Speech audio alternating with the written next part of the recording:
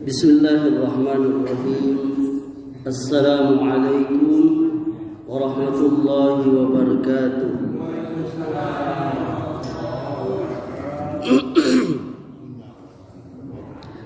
Alhamdulillah hamdan katsiran thayyiban mubarakan fi kama yuhibbu rabbuna wa yarda. Wassalatu wassalamu nabi rahmah wa ala alihi wa sahbihi wa man ittaba'ahum bi ihsanin ila yaumiddin wa ba'du.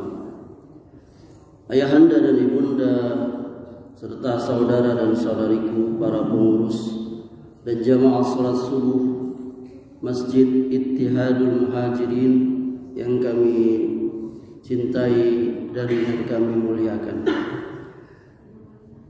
Kita bertemu kembali di kajian subuh kita di bulan Ramadan ini pada giliran saya, yakni setiap Jumat malam dan subuh Sabtu, dan ini adalah pertemuan terakhir di bulan Ramadan 1447 Hijriah ini. Ini adalah kuliah subuh yang keempat, dan insya Allah pembahasan kita pada kesempatan subuh kali ini yakni berkaitan dengan masjid. Ada beberapa hal yang perlu kita jelaskan di sini berkaitan dengan masjid ini ya. Yang pertama, makna masjid itu sendiri.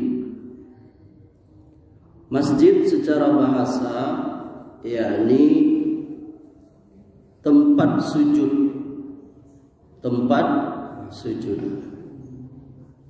itu biasa disebut dengan masjid, berarti tempat sujud.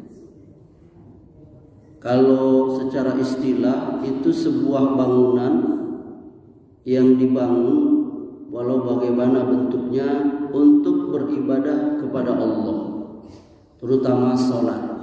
Itu maknanya masjid.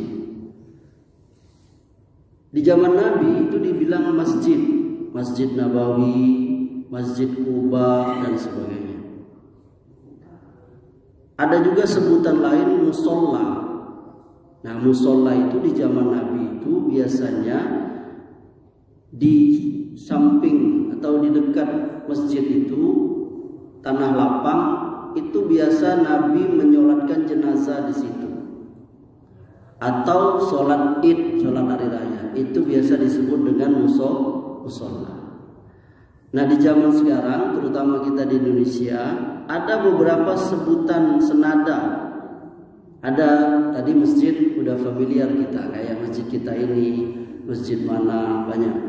Ada musola, ada lagi langgar. Langgar di mana? Di Jawa ya.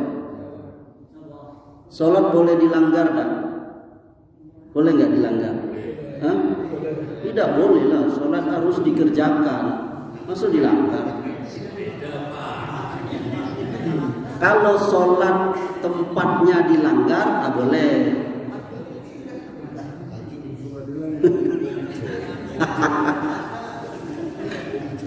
Ini jok aja ya, supaya jangan ngantuk ya, jangan berak. Ada lagi misalnya di Minang, ada orang Minang sih kok, surau, betul? Nanti carilah apa itu asal kata langgar, asal kata surau, nanti silakan secara etimologi, secara terminologi, silakanlah, saya nggak terlalu jauh. Tapi hanya saya ingin memberikan namanya. Surau, langgar, ada di Aceh, Menasa.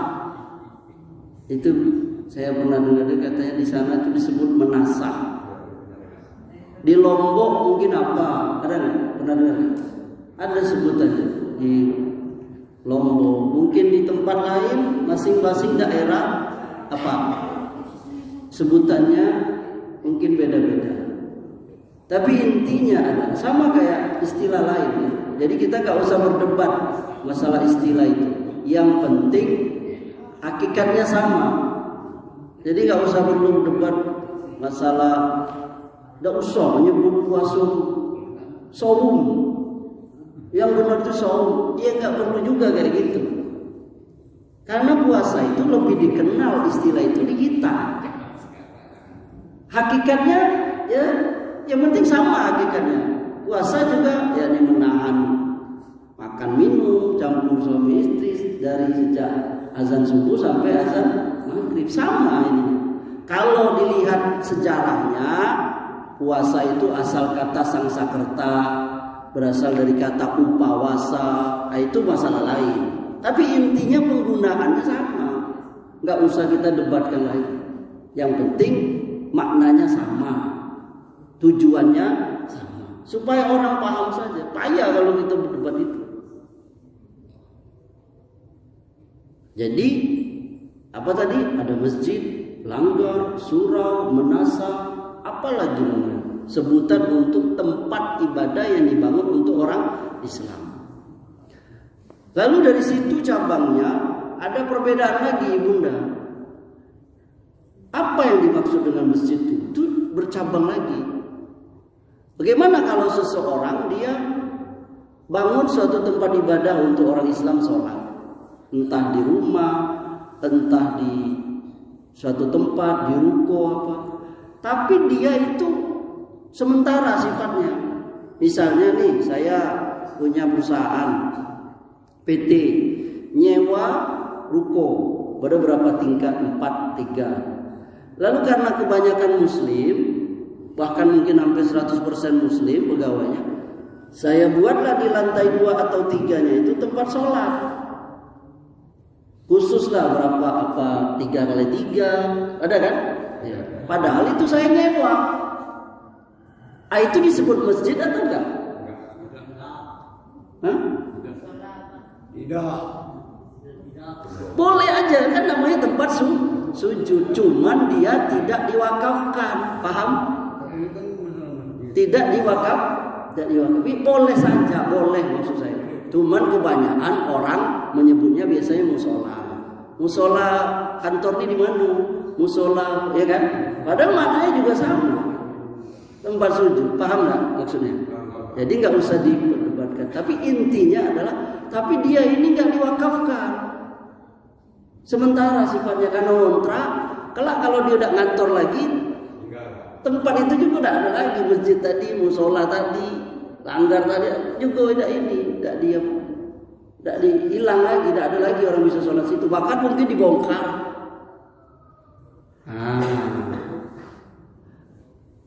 Maka dari situ bercabang lagi tuh, karena ada hukum-hukum fikihnya. Misalnya perdebatan para ulama, apakah masjid atau surau atau langgar atau musola yang kita boleh sholat tahiyatul masjid itu yang mana? Ada sebagiannya yang mengatakan yang diwakafkan. Ada yang mengatakan kalau tidak diwakafkan maka dia tidak terkena hukum sholat tahiyatul masjid. Wallahu ta'ala a'lam. Perbedaannya di situ. Jadi ada yang dia diwakaf itu artinya kan berhenti. Kalau saya sudah wakafkan tanah ini untuk masjid, jadi nggak boleh lagi dijual, digunakan untuk yang lain. Udah dibangun masjid. Ini bangunan itu. Nah itu secara bahasa. Ya, ini makna masjid itu sendiri. Yang kedua, Nabi SAW beliau membangun masjid lebih dahulu. Ketika beliau pindah ke Madinah, beliau itu gak bangun rumah dulu, gak mikirin rumah beliau. Beliau sibuk bangun masjid dulu. Di mana masjid? Akhirnya yang jadi masjid Madinah itu, Masjid Nabawi. Beliau datang ke Madinah itu tinggal di rumah sahabat Abu Ayyub.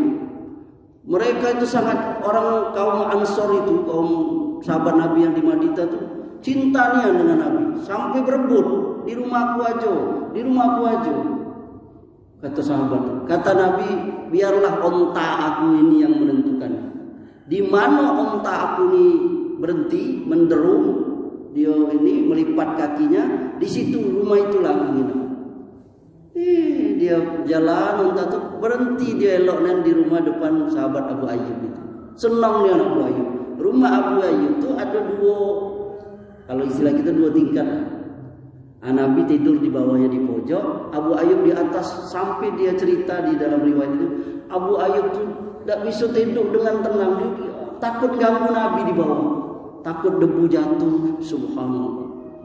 Lihat, jadi ibunda, ini pelajaran bagi kita. Kalau kita mau bangun rumah, kalau kita mau tadi pelajaran masalah bertetangga, masalah waktu sudah pernah saya sampaikan juga. Kita boleh mencari rumah dekat ke jalan karena nak jualan, dekat fasilitas pasar, rumah sakit, sekolah, boleh. Entah nyewa, entah beli, boleh, itu gak apa-apa. Karena dekat dengan orang tua, dekat akses pinggir jalan, boleh, gak apa-apa. Tapi juga jangan lupakan dekat tak dengan masjid. Karena bertetangga dengan masjid itu, subhanallah, kita bertetangga ke Kapolda aja, kenal misalnya ke Kapolda atau apalah orang pejabat. Kalau baik, kita baik, insya Allah aman itu. Bisa minta tolong kalau belum, namanya dengan pejabat kan, atau apa orang yang kita kenal. Apalagi bertetangga ke orang tua dewe, gulai habis bisa, garam habis bisa. Namanya bertetangga kayak ini bertetangga dengan Allah. Masa kita nggak dapat pertolongan? Ya, ini orang yang bertetangga dengan masjid tadi. Nabi itu dia mikirin masjid, maka dia membangun masjid Nabi untuk beliau sallallahu alaihi wasallam dan para sahabat beribadah. Ya. Kemudian yang ketiga, keutamaan membangun masjid. Kata Nabi, siapa yang membangun masjid walaupun sebesar sarang burung. Sarang burung itu segedang apa? Paling gedang sarang burung itu sarang burung Raja Wali. Sebesar itu lah, mungkin semeter kali semeter. Di pohon yang paling tinggi nih. Kalau burung pipit ya ciknian segini lah. Iya ya, Dinda ya kecil ya. Paling gedang tuh burung falcon apa burung Raja Wali itu. Semeter kali semeter. Tidak besar. Tapi kata Rasulullah, siapa yang membangun masjid karena Allah, nanti dia akan dibangunkan rumah di mana? Di sorga. Alangkah besarnya fadilah membangun masjid itu. Jadi yang orang-orang yang kaya itu, dia beruntung sekali kalau dia mau membangun masjid. Apalagi di zaman sekarang, dia bangun masjid sebagus-bagusnya dengan bahan yang bagus, fasilitas airnya dia, misalnya kalau kita sekarang sumur bor air yang ngalir, orang bisa mandi, bisa wudhu, orang. Bahkan kalau kemarau tetangga orang sekitar bisa datang. Ada beberapa masjid itu, tetangga sekitar situ habis ini pas kemarau minta ke masjid itu, dikasih pengurusnya. Kebetulan sumur bornya lebih dalam, jadi tidak habis itu. Apa zaman sekarang ini bersih, disediakan yang ngurus jadi gaji, ada apa? AC, ya kan? Sehingga masyarakat itu apa? Nyaman. Sekarang lagi misalnya zaman puasa ini akhir Ramadan, iktikaf, disediakan takjilnya, makanan, kopinya, bahkan masjid sekarang tuh ada tempat air minum tuh apa ibunda?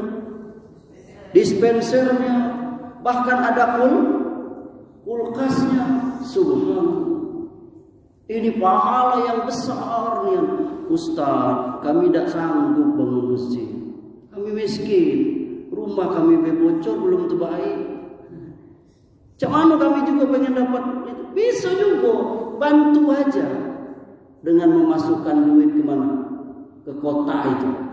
Nak 10.000 ke, 2.000 ke, 5.000 ke, Allah tidak melihat itu, tapi yang Allah lihat keikhlasan.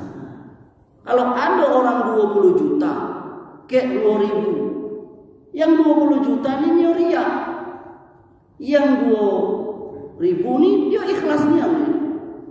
Ya cuma ada ikhlas cuma 2.000. Kalau 2.000 juga sombong. Wah ya ampun 2.000. Iya, apalagi 20 juta. Jadi yang dinilai itu keikhlasannya itu. Apalagi kalau 20 juta ikhlas pula. Ya kan? Mantap itu. Tulis saja hamba Allah. Ya kan? Ikut udah. Berapa kodang 20 juta. Tapi kelak waktu disebut di depan tidak usah disebut nama saya, hamba Allah saja. Oh ya, alhamdulillah. Disebut ke protokol. Dari hamba Allah 20 juta. Terus dia ngecek ke kawannya sebelah. Kau tahu dah siapa yang 20 juta itu? Tidak ngecek kawannya. Itu hamba itu. Lelah. Nah itu ya. Jadi berlomba-lomba kita bangun. Tidak bisa duit Ustaz. 2.000 aja saya tidak bisa. Ya sudah, bantu tenaga. Kalau ada kotoran di sini, ya, ambil, bersihkan. Udah, tidak usah gitu malu-malu nih. Ada karpet yang mencong gitu baik. Semua. Jangan biarkan sampai ada debu. Itu. Kita kalau jaga rumah orang baik, kalau orang tuh baik, orang tuh dibantunya gitu. Apalagi ini rumah Allah, kaca jangan sampai berdebu, apalagi ini banyak kaca ya kan. WC-nya ya kan. Ustaz kan sudah ada penjaganya. Tidak apa-apa juga walaupun sudah ada penjaga gitu, saya tetap bantu juga. Enggak apa-apa. Dia miskin kan? Dia enggak bisa bantu ini. Ustaz, duit saya nak infak masjid dah bisa. Tenaga juga dah. Saya cuma bisa jadi jamaah yang baik. Tidak apa-apa juga. Cuma jadi jamaah baik. Jamaah datang baik. Sebelum azan datang, duduk di depan, tidak berisik. Itu juga dapat pahala. Jadi sebenarnya tidak ada alasan. Saya tidak bisa jadi imam ustaz, tidak bisa azan. Jadi makmum yang baik. Ketika imam bilang, ghairil maghdubi alaihim waladdallin. Jadi imam yang makmum yang baik dia sebut amin. Begitu. Jangan imam baru selesai ghairil maghdubi alaihim waladdallin. Belum selesai imam mendahului imam. Nah, jadi enak kan? Tidak bisa jadi orang kaya bangun masjid, tidak apa? Kita bantu duit. Walaupun 10.000 apa tadi. Tidak sanggup juga bantu tenaga. Tidak sanggup juga jadi jamaah yang tidak belum terbuka hati yang guna masjid Ustaz, malu. Ya sudah jadi tetangga masjid yang baik. Apa tetangga masjid yang baik ya? Gimana lah? Kasih kalau misalnya akses jalan ke masjid itu rumah kita kasih. Walaupun dia sendiri kadang tidak ke masjid. Ada koral melintang di jalan ke masjid kayak gitu. Kita bersihkan. Tetangga yang baik. Oh ada pohon kita yang masuk ke pekarangan masjid. Oh gitu potong bela ini karena takut mengotori atau masjid daunnya. Itu dapat pahala. Kelak semut naik gitu. Kalau masjid butuh tiang untuk lampu ditanya dia kasih. Udah ini taruh sini aja. Begitu. Jadi ambil bagian dalam kebaikan itu. Kemudian yang selanjutnya makna masjid. Nabi bangun masjid dulu. Keutamaan bangun masjid. Yang keempat, ada beberapa masjid yang terkenal di dalam sejarah Islam sampai sekarang. Ada yang namanya Masjidil Haram. Masjidil Haram di mana? Di Mekah. Tempat Ka'bah itu di tengah-tengah. Pusat kiblat kita. Al-Haram, Masjidil Haram. Ini masjid paling ramai yang kita kenal sekarang. Masjid ini awalnya dibangun oleh Nabi Ibrahim alaihissalam dan Nabi Ismail. Ketika Allah perintahkan Nabi Ibrahim untuk memindahkan anak istrinya itu, yakni ibunda ibunda Hajar dan Ismail, pindah dari Palestina, suruh bawa ke Mekah. Mekah pada saat itu belum namanya Mekah. apa namanya, padang pasir, ditaruh di situ. Bayangkan, saking taatnya Hajar dan Ismail. Ismail masih kecil, Sarah. Aku disuruh mindahin kau oleh Allah. Kata Sarah, ini Sarah ini ibu-ibu dengerin ini. Ini istri yang baik nih, dia taat sama suaminya. Apa katanya dengan Ibrahim? Ini perintah kau apa Allah, kata Sarah atau Hajar? Ini perintah Allah, Hajar. Ya sudah, kalau nanti Allah yang jaga aku, tinggalkanlah. Ya Allah ibunda, bayangkan ibunda, Hajar ditinggal sama anaknya masih kecil Ismail, nangis di padang yang apa? Padang yang tandus, gak ada orang. Ibrahim dulu, bagaimana suami meninggalin istri dengan anak yang dia cintai? Tapi karena ini perintah Allah udah. Nah itu kita tahu kan sejarah sumur Zam-Zam. Nabi Ismail apa? Nendang tanah itu keluar Zam-Zam. Sampai dia akhirnya balik lagi Ibrahim. Akhirnya itulah bangun yang namanya Ka'bah itu, ibadah itu. Nah, jadi Masjidil Haram. Kemudian ada Masjid Nabawi, ya itu Masjid Nabi yang tadi kita sudah bilang. Nabi bangun di Madinah. Ada yang namanya Masjidil Aqsa, di Palestina sekarang ini. Yang kita ini dengan apa? Di situ pusat 3 itu agama. Ada di situ agama Nasrani, Bethlehem, tempat akhirnya Isa itu ini. Kemudian ada yang namanya bangsa Yahudi, tembok ratapan. Di situ ada Masjidil Aqsa, komplek Masjidil Aqsa. Di situ ada Dome of the Rock, ada batu tempat Nabi Isra Mi'raj itu naik ke atas itu. Nah, di situ namanya Masjid Aqsa. Sebagian para ahli sejarah mengatakan bahwa inilah yang tertua itu Masjid Aqsa itu. Sebagian yang mengatakan Nabi Adam yang bangunnya. Sebagian lagi mengatakan malaikat yang membangun Al-Aqsa itu, komplek Al-Aqsa itu, Masjidil Aqsa itu. Ada yang namanya lagi Masjid Quba. Ini terkenal juga, benar dengar ya? Masjid Quba ini adalah masjid yang dibangun oleh Nabi ketika beliau hijrah sebelum masuk ke Madinah. Apa perlunya kita bicarakan ini? Karena ada keistimewaannya. Masjid Haram itu ayahanda ibunda, kata Nabi, siapa yang sholat di Masjidil Haram sekali itu sama seperti 100.000 kali sholat di masjid lain. Alangkah besarnya pahala. Jadi sayangnya kalau gitu tidak ada sholat di situ sebanyak-banyak. Bayangkan 100.000 kali. Masjid Nabawi itu 1.000 kali. Kita sholat sekali di Masjid Nabawi itu seperti 1.000 kali sholat di masjid lain. Di Masjidil Aqsa sebagian riwayat 1.000, sebagian riwayat mengatakan 500 kali lipat. Sedangkan masjid yang lain sama. Masjid Ittihadul Muhajirin, Baitul Izzah, Istiqlal, Masjid Agung Demak, Masjid Agung Aceh, Masjid Agung Palembang, Masjid Agung Medan, Masjid bantuan presiden di sini sama semuanya. Musola ini, anggar itu sama nilainya. 1 berjamaahnya 27 derajat. Adapun masjidnya sama, enggak ada keistimewaan. Mungkin hanya keistimewaan bangunannya saja mungkin lebih megah, tapi nilainya sama. Yang berbeda hanya itu tadi apa? Masjidil Haram, Masjid Nabawi dan Masjidil Aqsa. Masjid Quba juga ada. Ada lagi masjid namanya Masjid Diror. Ini terkenal juga. Tapi Masjid Diror ini masjid yang dibangun oleh orang munafik, ayahanda. Jadi orang munafik waktu Nabi bangun Masjid Nabawi, mereka juga bangun masjid namanya Masjid Diror, masjid yang buat fitnah. Jadi ternyata ada masjid yang dibangun itu bikin fitnah, bikin perpecahan, bikin kekacauan. Akhirnya oleh Allah disuruh hancurkan karena orang munafik yang bangunnya. Dihancurkan oleh Nabi dan para sahabat. Orang munafik pun akhirnya dia nggak bisa lagi berbuat. Namanya Masjid Diror. Yang kelima,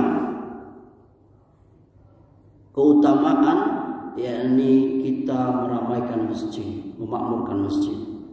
Dalil yang utama itu ada di surah At-Taubah ayat 18. Allah mengatakan innama ya'muru masajidallah man amana billahi wal yaumil akhir wa iqamis shalah wa atuz zakat ila akhir ayat.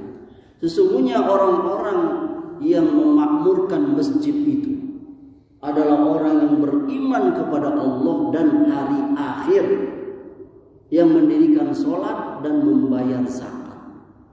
Itu di Quran At-Taubah ayat 18. Di hadis Nabi mengatakan, kalau kamu lihat orang yang tiap hari dia bolak-balik ke masjid, ke rumahnya untuk sholat, untuk ibadah, kata Nabi, dia ketahuilah dia itu orang yang beriman. Saya ulangi, kata Nabi, orang yang bolak-balik ke masjid dari rumahnya untuk sholat, kata Nabi, ketahuilah bahwa dia itu orang yang beriman. Alangkah berbahagianya ibunda, alangkah berbahagianya ayahanda, anda yang setiap hari bolak-balik ke masjid untuk sholat.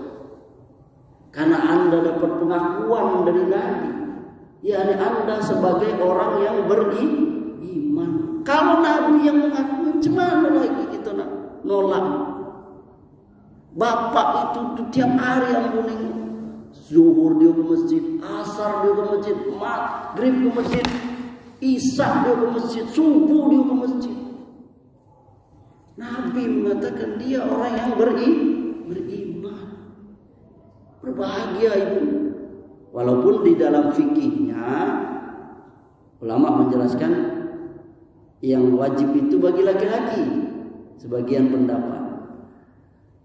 Perempuan hukumnya hanya mubah saja, boleh saja, sunnah saja. Jadi tak boleh kita larang kalau perempuan mau ke masjid. Tentu ada adab-adabnya, terutama bagi perempuan. Bagaimana kalau dia ke masjid? Nanti akan kita bahas, yakni pada bab yakni adab ke masjid itu. Jadi kemudian yang keenam, bagaimana cara memakmurkan masjid? Ya, dengan sholat pertama. Adakan sholat yang bagus, imamnya bagus kalau ada. Kalau tidak ada ya sudah, tidak ada rotan akar pun jadi. Majulah siapa yang jadi imam. Kalau tidak ada imam, kalau ada imam tetap. Kalau tidak ada siapa, jangan sampai bubar. Udahlah gitu seorang aja. Tidak usah, tidak ada jadi imam. Apalagi sholat yang sir, zuhur ke asar, ya siapa aja. Kalau yang ideal kita cari yang fasih. Tapi kalau tidak ada gimana lagi? Makanya sama-sama belajar. Jadi imam dia tahu fungsi imam, syarat rukunnya. Jadi makmum juga. Itu perlu kerjasama. Zaman sekarang sudah ada namanya pengurus masjid. Di zaman Nabi nggak ada istilah DKM, pengurus, sekretaris, seksi ibadah, seksi ini, seksi hari besar, seksi kebersihan, ya kan? Tapi sekarang tuh lebih ini harus kita ta'awun, bekerja sama itu. Bukankah Allah mengatakan wa ta'awanu 'alal birri wat taqwa? Kita kerjasama untuk bertakwa itu. Maka kita dapat rahmat dari Allah. Ada yang tugasnya muazzin, dia belajar macam mana jadi muazzin yang benar itu. Tidak ada ustaz kami muazzin tetap. Ya sudah gantian aja. Sambil belajar macam mana menyebut asyhadu an la ilaha illallah, baru tahu saya. Rupanya salah saya selama rupanya saya baca asyhadu an la ilaha illallah, salah rupanya itu. Yang benar itu asyhadu an la ilaha illallah, itu yang benar. Kalau dibaca asyhadu an la ilaha, itu salah maknanya. Kalau la pertama dibaca panjang, itu tidak ada Tuhan selain Allah. Kalau dibaca la-nya pendek, jadi benar-benar ada Tuhan selain bayangan. Salah baca panjang pendek. Makanya perlu baca. Jadi benar-benar jadi imam juga gitu. Apa tugas jadi imam? Jangan imam maju langsung. Lihat dulu ke belakang ini jamaah saya ini apa? Kalau orang-orang tua semua dia tahu baca surat apa, jangan yang panjang. Kalau jamaahnya pemuda semua mungkin dia bisa baca banyak. Apalagi masjid misalnya di pinggir jalan, Dia harus tahu ini, banyak pegawai, banyak orang safar, orang dalam perjalanan. Di pecinya surah Al-Kahfi. Ada ini anak muda, saya dapat kabar ini anak muda. Sholat di masjid samping BIM. Mana BIM? BIM mana? Oh itu. Ada kan masjid samping BIM? Sholat maghrib. Dibaca surah Kahfi tadi. Panjang puluh surah Kahfi. Orang yang ngantri. Coba bayangkan. Rupanya BIM lagi ramai. Udah ramai puluh nak sholat maghrib. Tidak ngerti ini, tidak paham fikih. Baca aja surah Inna Atoina wal Asri Qulubu. Begitu. Jadi imam itu berilmu. Nikmat orang. Jadi orang, coba Anda bayangkan, ada orang yang baru masuk Islam, atau ada orang yang baru pertama kali ke masjid. Begitu sholat dibaca surah Al-Baqarah, kekira datang lagi dan ini. Kita yang sering ngajak bekal, tapi kalau kayak apa, saya baca satu ayat, senang memang, enak ayat sholat, bacanya tidak bulu atau bulu, nikmat. Jadi orang senang, menyenangkan. Tapi kalau sudahlah kurang elok pula, maaf suaranya lambat pula, tebata-bata pula, alhamdulillah, baca panjang pula. Itu jadi jemaah jadi resah gitu. Makanya kita harus paham gitu. Makanya sulit sekarang tuh jadi pengurus masjid itu. Dia harus mengkompromikan semuanya itu. Belum lagi perbedaan fikih dan sebagainya. Jadi, cara memakmurkan masjid itu, ya ini yang pertama dengan sholat. Buat sholat kayak di sini. Sholat, bagaimana sholat 5 waktu itu berjalan dengan tenang. Kenapa dibuat ini? Kadang ini kan jadi pertengkaran. Yang satu ngecek, komat. Yang sikok ngecek, agak. Yang sikok pun apa? Yang sikok. Akhirnya ribut kan? Akhirnya dibuat lain ini. Ya ada waktu komat 10 supaya tidak ada pertengkaran. Sebenarnya di zaman Nabi itu yang berhak menentukan azan itu muazzin. Muazzin itu kalau kita bahas muazzin itu ayah Allah, keutamaan jadi muazzin itu banyaknya di akhirat, di dunia. Maka dia bertanggung jawab muazzin, dia harus tahu jam. Selain tadi itu cara azan, makhrajnya, tajwidnya. Apakah muazzin itu sembarang aja? Tidak bisa. Ini contoh, saya pernah lihat muazzin. Mungkin Anda tidak tahu modal semangatnya. Ya azan ikut. Mimbar jauh biasa kelihatan, yang tidak kelihatan. Cek kuasanya.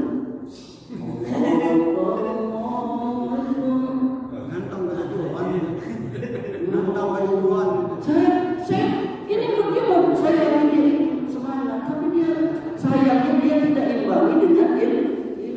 Dia tidak tahu bahwa sunnah muazzin ngadap kiblat, di mana berdiri, tangan mana? Tangan di kuping, dengan suara lantang, hayal sholat ke kanan, begitu.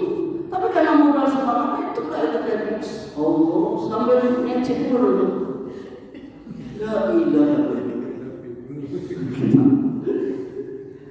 Makanya Anda yang sini jadi muazzin, berilmu, belajar dan cari, searching, lihat bagaimana jadi pahala itu. Bayangkan muazzin itu manggil orang sholat, manggil orang dapat sembako aja orang senang, betul lah?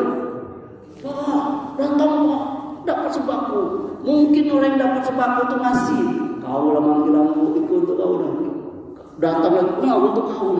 Itu manggil sembako, itu manggil sholat. Apa arti hayal falah itu kan?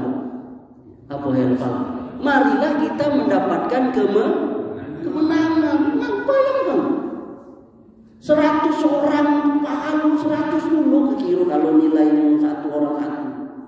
Hayal sholat.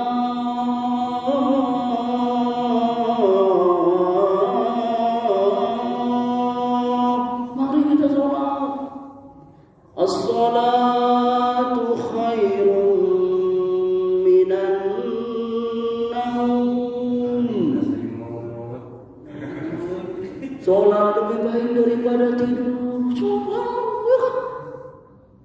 Suaranya elok mulu. Iku sudah lada berilmu. Suaranya kurang elok, mic rusak dulu.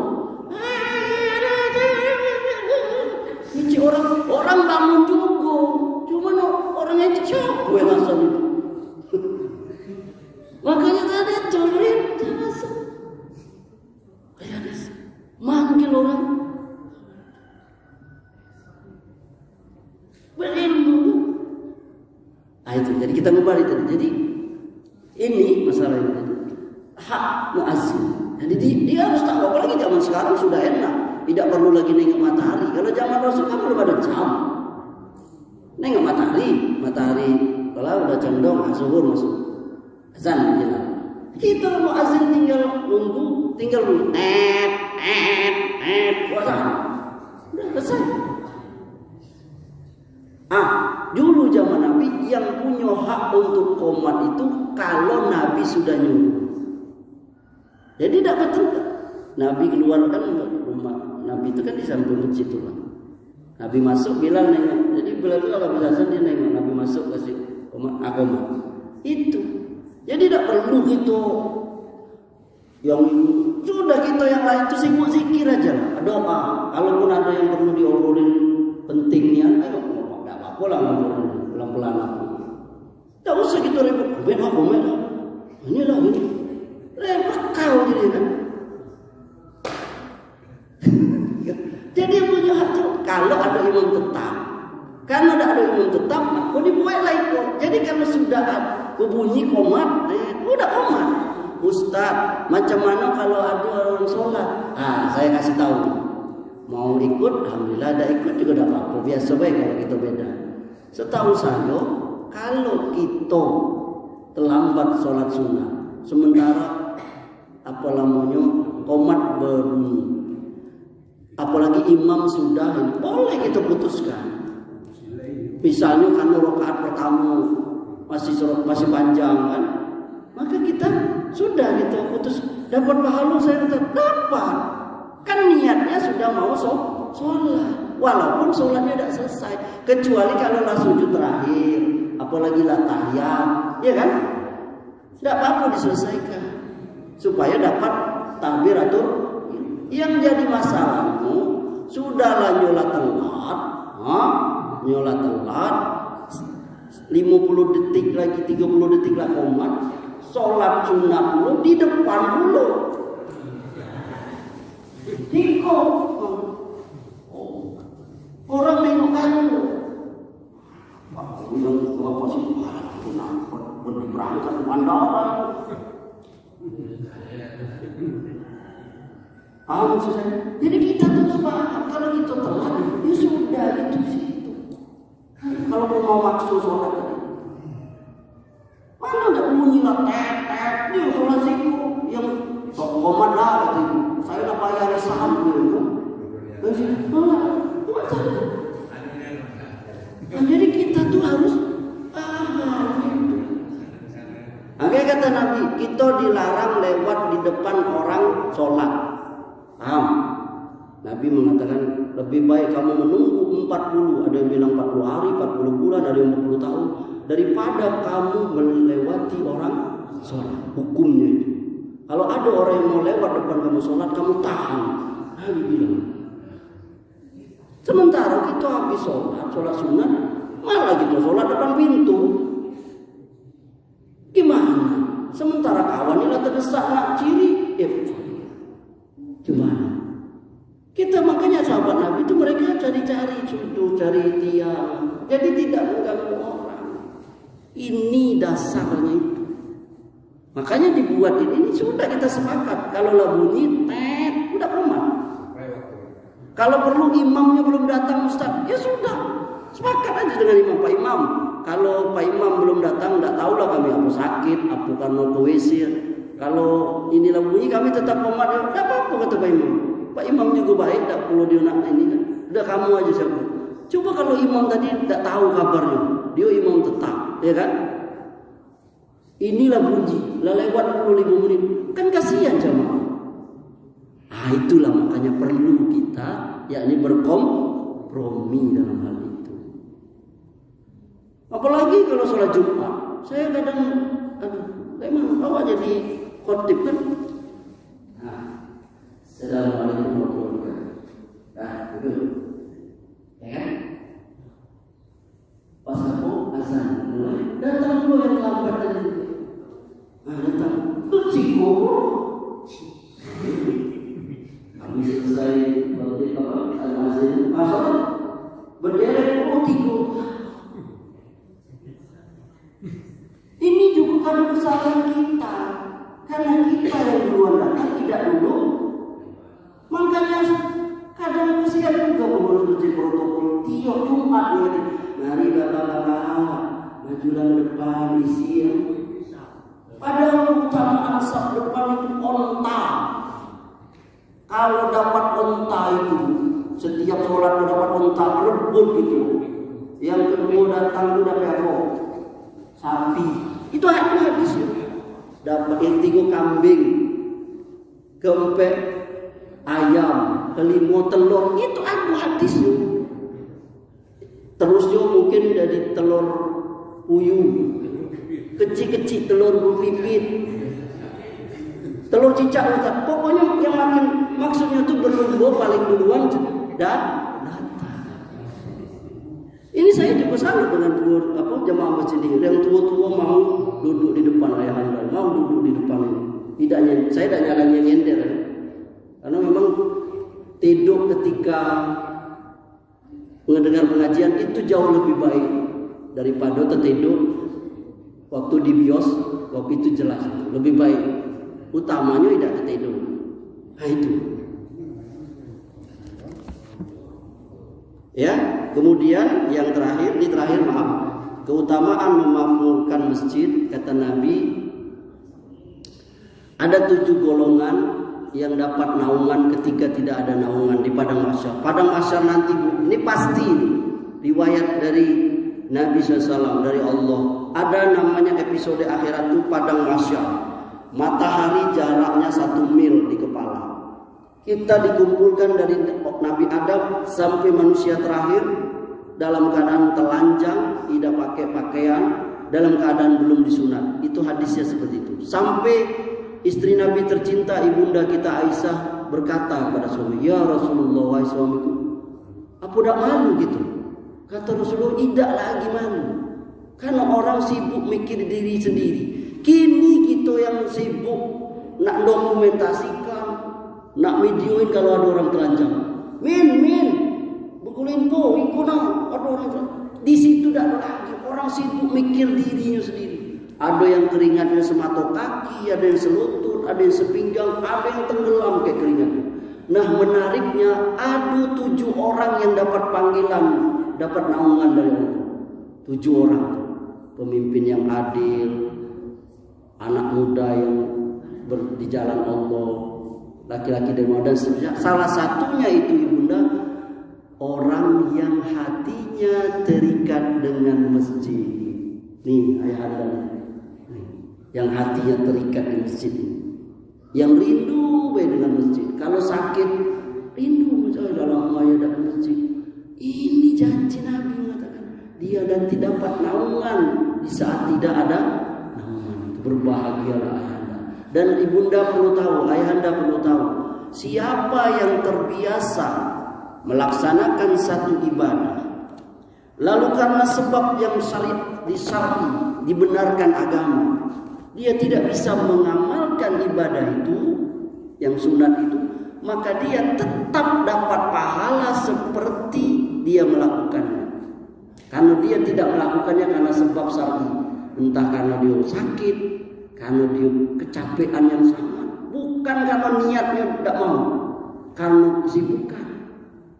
Jadi ayahanda yang biasa ke masjid, tiap hari ke masjid, suatu ketika tidak bisa ke masjid, karena apa misalnya? Karena sakit, karena hujan, tetap dinilai ke masjid. Karena ayahanda tidak ke masjid dengan sebab karena sakit. Semoga Allah Subhanahu wa taala menjadikan kita cinta ke masjid, dan Allah Subhanahu wa taala menurunkan rahmatnya kepada kita dan tetangga kita dan keluarga besar kaum muslimin yang berada di sekitar masjid itu. Barangkali cukup. Ayahanda.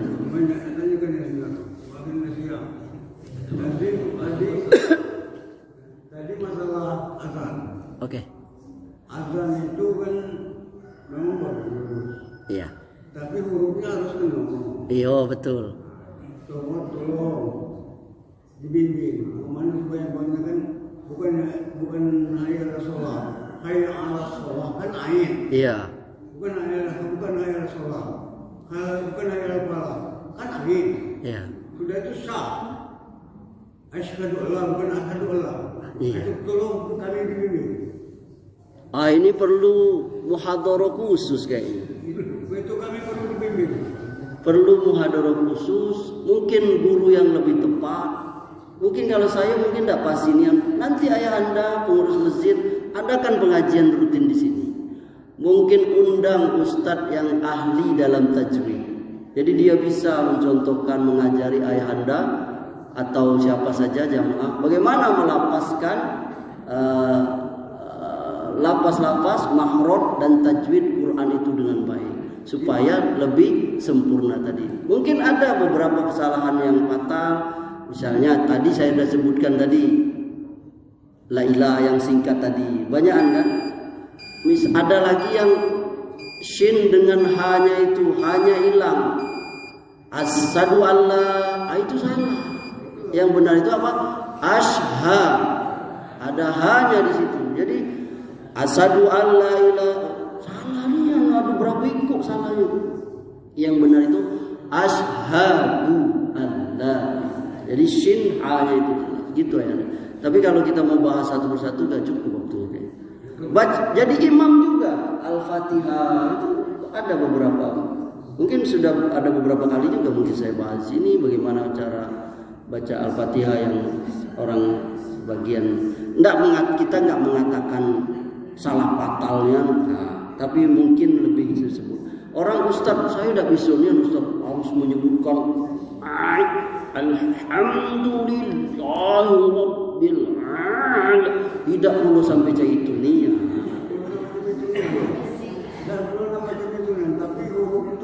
Iya, itu makanya ayah anda kalau memang mau belajar seperti itu panggil ustaz ini, nanti dia kasih hadisnya, teksnya itu, hurufnya itu, jadi bisa menengok. Kalau kayak gini aja udah rekam. Tapi kalau dilihat ini ya tulisan Arabnya, itu syaratnya pula harus bisa ngaji pula.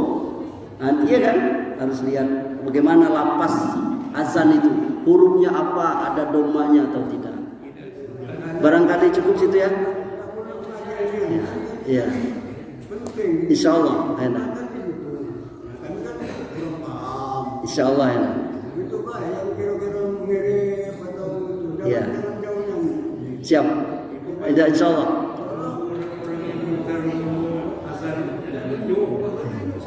Cukup ya. Subhanakallahumma bihamdika asyhadu an la ilaha illa anta astaghfiruka wa atubu ilaik. Wabillahi taufiq wal hidayah. Assalamualaikum warahmatullahi wabarakatuh.